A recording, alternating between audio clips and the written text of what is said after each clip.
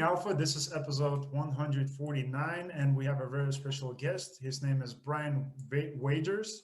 So, Brian started investing in commercial real estate in his 20s and has built a portfolio of over 361 units at the age of 29. He has now founded Wagers Capital, which, of course, you can find on the websites, exactly same name, wagerscapital.com. And now he helps busy professionals and entrepreneurs take advantage of the benefits of commercial real estate by investing in it passively. And of course, we're going to talk about those benefits in detail, what they are. And if you want to ask, Brian, more questions on a personal level, you should get in contact with him through the Facebook or Instagram. So, Brian, I want to say a big thank you again for joining me on this episode. I really appreciate it. Yeah, appreciate you. Thanks. It's a pleasure to share the platform with all these guests that you've had on your show. So thanks for having me. Thank you. Thank you. It's a pleasure. It's a pleasure. So again, I will bring the fact up for, probably a couple more times, 29, so that's awesome. Getting involved at the young age with the, commercial properties, multifamily investing. So can you talk about your background? Was there a person or some sort of event that kind of influenced you to follow this path? Yeah, I think it all kind of compounded up to this moment. I'll give you a little bit about my background. I was born and raised in Cincinnati, Ohio, went to the University of Kentucky, got my economics degree there, graduated in 2013, went straight into commission-based sales right out of college. I was working there for about 3 years while I was building my book of business. At that point, I had maxed out my 401k and I really wanted to look outside of diversifying my portfolio. All these ultra successful people, ultra wealthy, they are diversifying their portfolio, they're diversifying their income streams. I looked at the stock market and the volatility really kind of drove me insane, more or less. And so all roads pointed to real estate. I bought a single family house. Everything went fine while I was doing that. I had a renter pay me on the first of the month. I really wanted to get into commercial real estate about 3 months into that, just for the economies of scale. Everything I listened to, everything I researched, everyone in commercial real estate had wished they had gotten started earlier. So I didn't want to wait.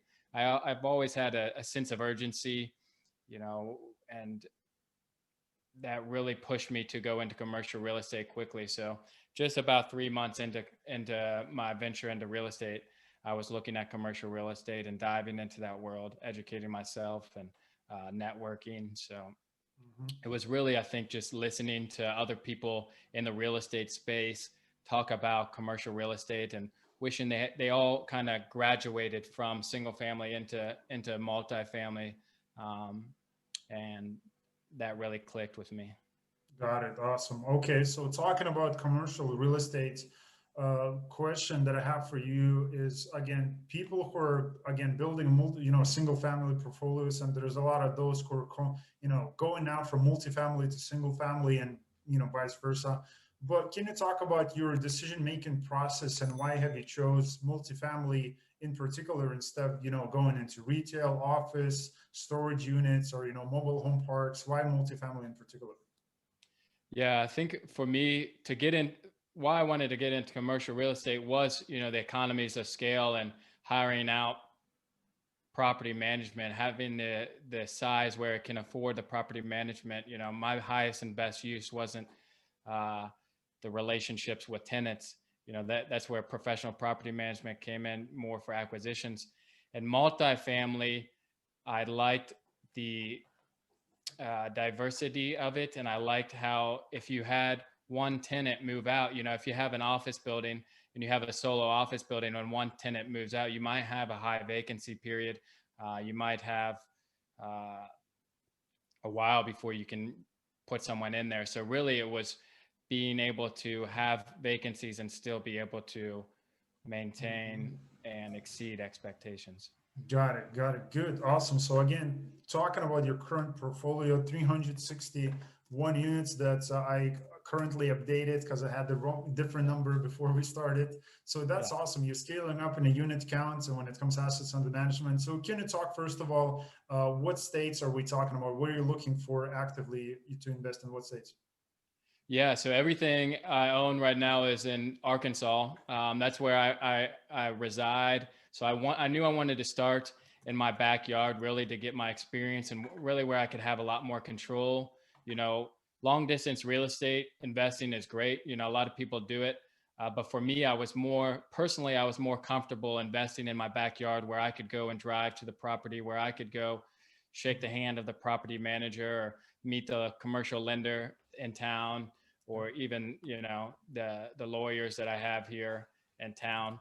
But now, now that I've got this portfolio size and reputation, we're looking at Oklahoma, Missouri, other parts of Arkansas that I'm not currently invested in, and even Texas. So I'm starting to, 361 units.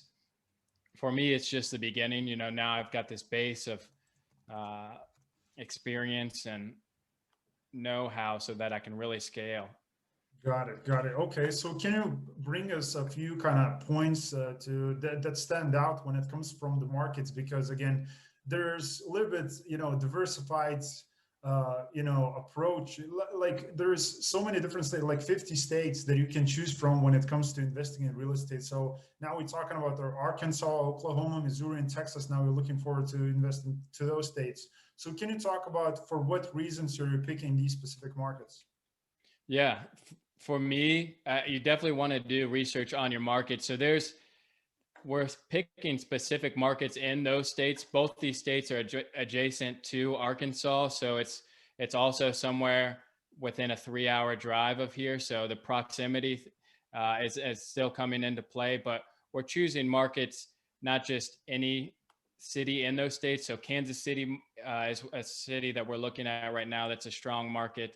Uh, Oklahoma City, Tulsa, Little Rock, and even Dallas, Fort Worth. So, one thing we look at is population growth, median income, and what kind of anchors are in that city. You want more than one anchor, more than one, uh, you know, Yeah. business there to, you don't want just one. If one business moves out of town, you don't Hmm. want to be reliant on that business. But for us, proximity is big because we have a good network of property management and teams in place here. Hmm. Got it. So locally, when it comes to your market and you're in Arkansas, you have a third party manager in Arkansas, or you have a kind of vertically integrated property manager? Yeah, I use third party management. So I'm a strong believer in that. That is not anything I wanted to get into. That it wasn't really something that excited me. And I'm working with teams that have a lot of experience doing it. So I'm okay, you know, handing that off to them because I know that they'll get the job done.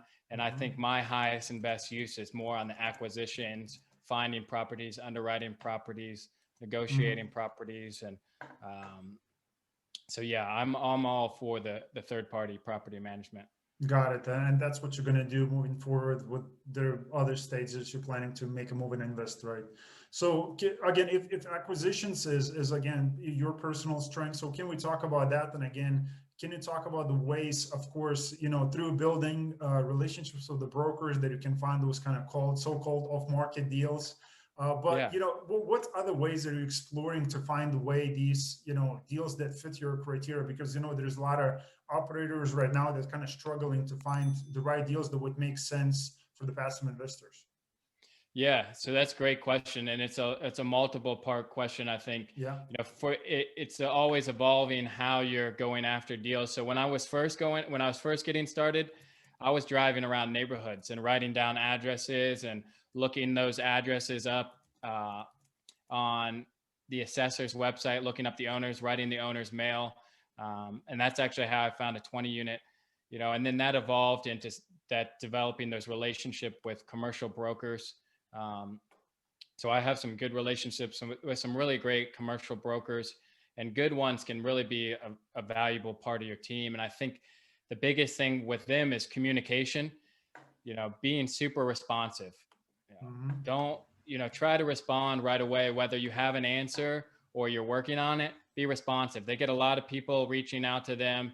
and then they get sent, maybe they send them the deal or they take a day to respond. But I think responsiveness is really big in this industry. It's not something you see a lot. So Yeah. once you get a deal under contract, show them share with them your underwriting. Why does it work for you? Why does it not work for you? So they can kind of gear towards your criteria. Let them know what you're looking for. So that's the first step, is for yourself, is to define that. What are you looking for? Define your criteria, and you can bring that criteria to those commercial brokers. So I think that's big with them. Hey, I'm looking for multifamily. Are you looking for A class, B class, C class? What unit count? Are you looking for value add? Are you looking just to acquire a property and, put in new professional property management? Having that back and forth with them is really important into what you're looking for. So, because certain asset classes might make sense for different operators. For us personally, we go after C class, B class, C to B class value add, and someone else might look at that and they might not be able to do as much with their team increasing that portfolio. But I might look at an A class asset or something like that, and I might not be able to get as better return as someone else who that's all they do is A class assets. So it's really picking that niche and picking your criteria for what you're looking for. And then back to the relationship with the brokers, be responsive, communicate. And yeah, I think that'll really help you in your way. Yeah.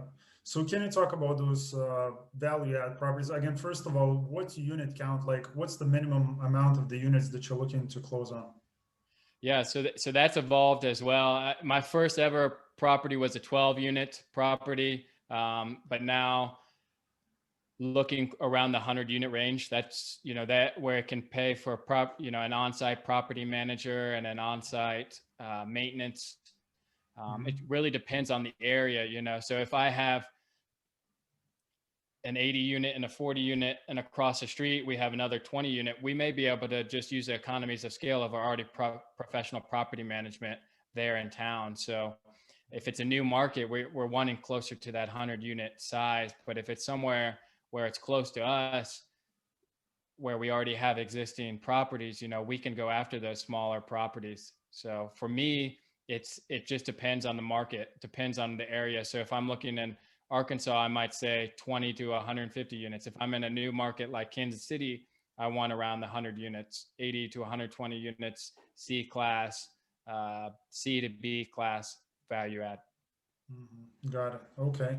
So, and coming back to the point of diversification, you mentioned that that's kind of an important piece for, for wealthy people. I mean, wealthy people do that a lot, but what is going to be your approach? Maybe not now, but moving, forward, because you're still actively, by the way, it sounds you're looking for multifamily deals, but along the line, so you're looking to diversify and invest in other commercial property, like types, as we mentioned, mobile home parks, storage units, or maybe do some redevelopment? For me personally, I'm zoned in on multifamily property. That's a great thing about real estate. There's so many different ways to create wealth in real estate. I know you can make great returns with storage units, with mobile home parks, with office space, with retail space. But that's not something I have experience in, and not something I'm as comfortable with taking down and presenting that to investors. The whole reason for me to get involved in this multifamily space was to really keep growing that. So now I've got these systems where, I know what it looks like and know how to underwrite it and know who I need to contact. So for me, it's staying in my multifamily space. Yeah. But as far as diversifying the portfolio, my own personal net worth is about 20% of that is from stocks and for my 401k, 15 to 20% I don't look at it all the time, but about 15 to 20% is from a Roth IRA account. So I do believe, even though real estate for me is the way, I do believe in a level of diversification within your portfolio. So especially in my personal portfolio, I don't tell people or investors or people who are reaching out to me about real estate to stay away from those asset classes. I strongly believe in diversifying that. Now for us, the diversification comes more as a market diversification. So not just in Arkansas. Now we're looking at those markets I mentioned before. Yeah, yeah. So that definitely makes sense. Just keeping the focus on the parts of the business and the asset class that you're, working on currently, and just keeping a ball, keeping an eye on that ball, for now. So definitely makes sense. And again, talking about those benefits that we, as when I introduced you, there was a few pieces written in the bio saying, it's those advantages and benefits that will help professionals and entrepreneurs to take an advantage through investing in, passively into those deals. So can you talk about, by the SEC standards, first of all, like how do you structure these deals? And of course, there's going to be a little bit wide, question, but how people can invest, how do you structure? And you mentioned the 401k and Roth IRA. So is that available for people to invest with that too at the same time? Yeah, and for me, why I got into real estate is because I had a tax. One of the many reasons was because I had a tax problem. The depreciation and what you can write off. Of course, you want to talk to your CPA about it, but the tax benefits of investing in real estate are great for busy professionals, people who are well into their career. They can offset some of their income from the real estate. Because those high income earners are taxed super heavily when they get to that high tax bracket. So it's a great way to offset that income. The cash flow, especially if you're investing passively, you can passive investors can focus on their main income or their main couple incomes while their money is working for them. So I think it's a great investment for them while they focus on their career and their other incomes and their family or their whatever they else love to do, versus other asset classes. And then you also asked, what was the second part of that question? It was how do you structure these deals typically? Yeah, typical yeah. thing? So that's a moving target as well. My first deal, it was a debt structure. So I found a partner who just gave me $125,000 loan, and I told them I'd pay them 8%. I was able to pay them back quickly, but that's evolved into joint venturing where it's a 80-20 split or 70-30 split. Just they provide the equity and they get the 70 to 80%, and I would get the 10 to 20 to 30 for managing and the property. And now as we've grown, it's a 70-30 or 80-20 depending on the deal. We'll have a asset management fee, an acquisition fee, and yeah, it just depends on the deal. But that's the simple way of putting it: 70-30, 80-20, where the limited partners get that 70 to 80% of the equity or of the property. Okay, so and I've seen on the website, because I'm just looking at your website currently while you're talking and I'm listening. So you have one piece. It says the Busy Professional's Guide to Creating a Diversified Wealth Plan, and it's the book that people can download for free from the website. It's called wagerscapital.com. Of course, that link is going to be down below. But can you talk about briefly like what people is going to expect in a book, just to cover a little bit from there? Yeah, it's one of the reasons why I got into real estate. My wife and I put that together. She's full-time on the marketing, and it's really about what we talked about, diversifying your portfolio, and really it's almost a market research on successful entrepreneurs and people who have really compounded their wealth through investing in commercial real estate. Not just putting their money in the bank and letting it sit, or not just putting it in a 401k or the stocks, but investing that into commercial real estate to really compound their wealth and their money that they've worked so hard to get this money, and now it's time to invest that and really compound it. Got it. So coming back to kind of light question, like we're talking on this podcast, and I'm very excited to have you on today so we can share the tips and the knowledge. And again, I told you I will come back to the point of 29 years old.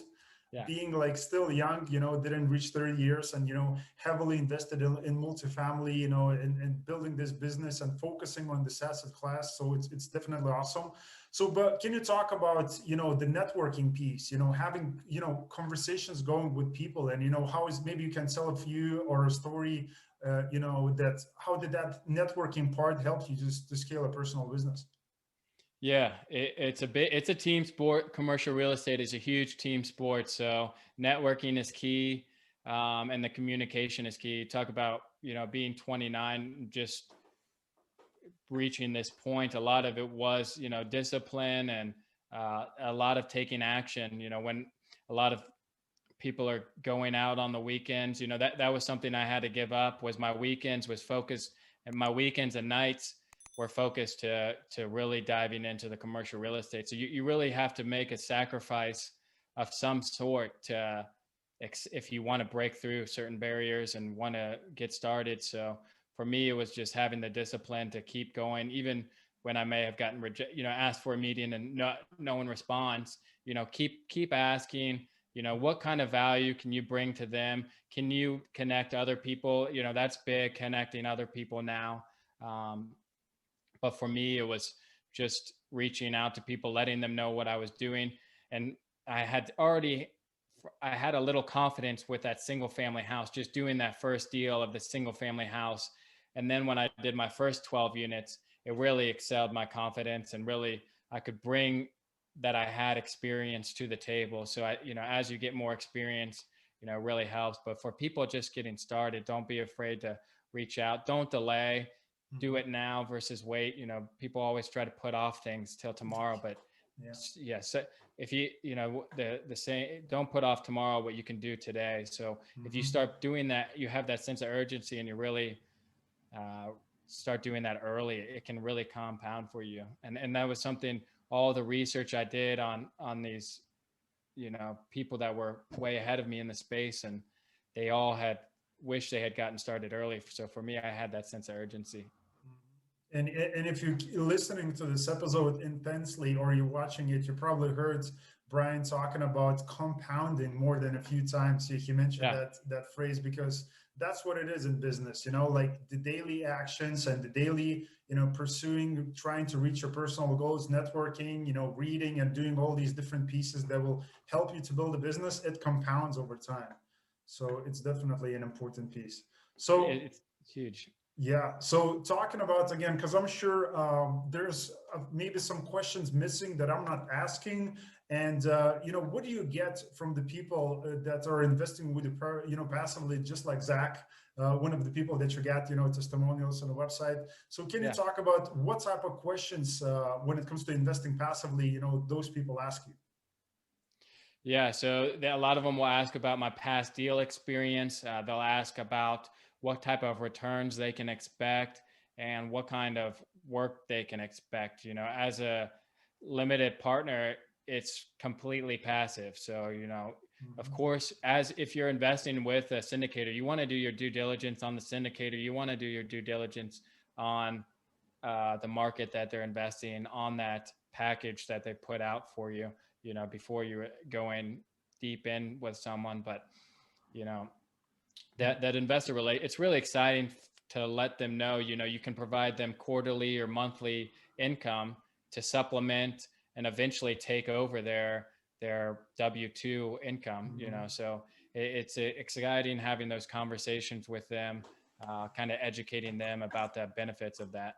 Yeah, exactly. So for that education, you can go to the website wagerscapital.com for more information. And again, I have two questions that I wanted to ask you. So one of the questions, and I know maybe Jennifer will be able, because your wife, she, Yeah. I'm sure she will be able to answer that question maybe better, because if she's working on the marketing side. But maybe you can give us a few tips and the reasons why people should be again using and utilizing social medias, and maybe a few tips how they can go about on social media, kind of portraying their own personal message.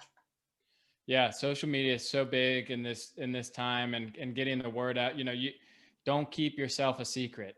Open your mouth and let more people know about what you're doing. You're doing a great job with Beating Alpha. and getting awesome guests on here. So it's really, I think, finding a platform that you really like, whether that's YouTube or whether that's Facebook or Instagram or LinkedIn. Some people are stronger in those different areas. Some people might like being on in front of a video, so they choose YouTube, or maybe they like creating blogs, so they'll create blogs for websites like Bigger Pockets or other websites where they can really utilize their writing experience. LinkedIn is a great way to network with other professionals. I think having a base, on each platform, you want to have some sort of link for each platform. But for me, I think it's really choosing one or two platforms that you really want to hit, that are your base. So that's YouTube and Facebook, or that's Facebook and Instagram, or Instagram and LinkedIn, because you can really focus on those two platforms.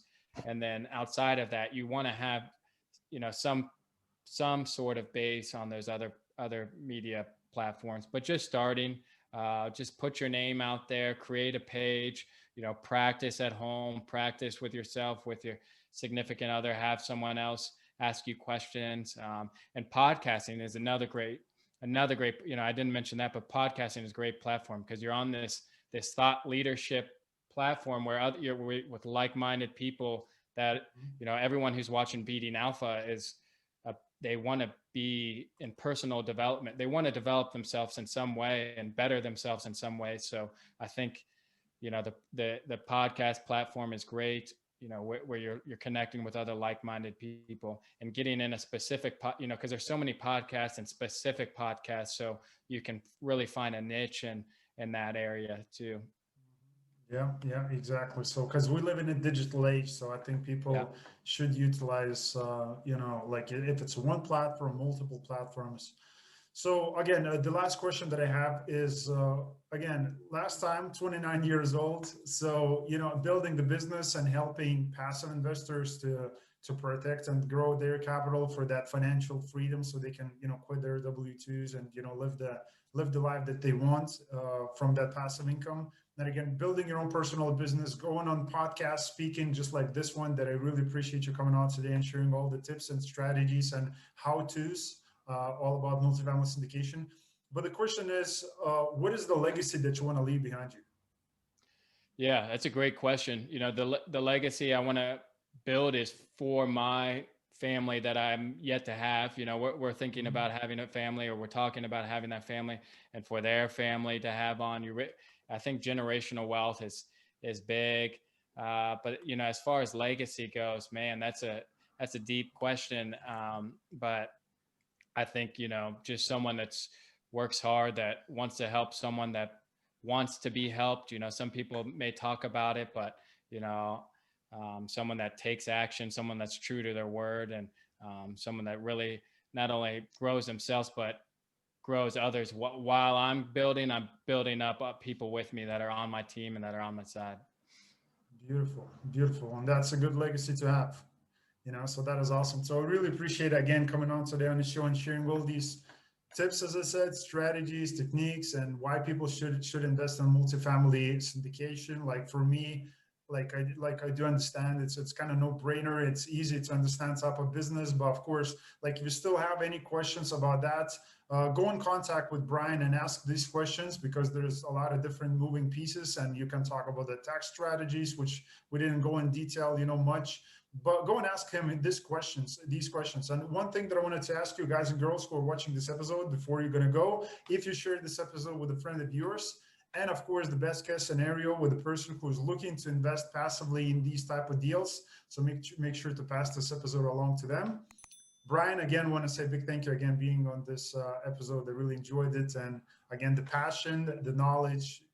Last time, 29 years old. I mean, it's awesome. I appreciate it coming on. Yeah, it was a pleasure speaking with you. Thanks for having me on your platform. And, Beating Alpha is providing a lot of value to your listeners. So I hope we talk again soon. Thank you. Definitely. We're going to have Brian back again talking about transitioning and investing in different markets. And it's going to be a whole lot of fun next time. So guys, again, make sure to pass this episode along. And as always, I see you next time. Thanks for watching.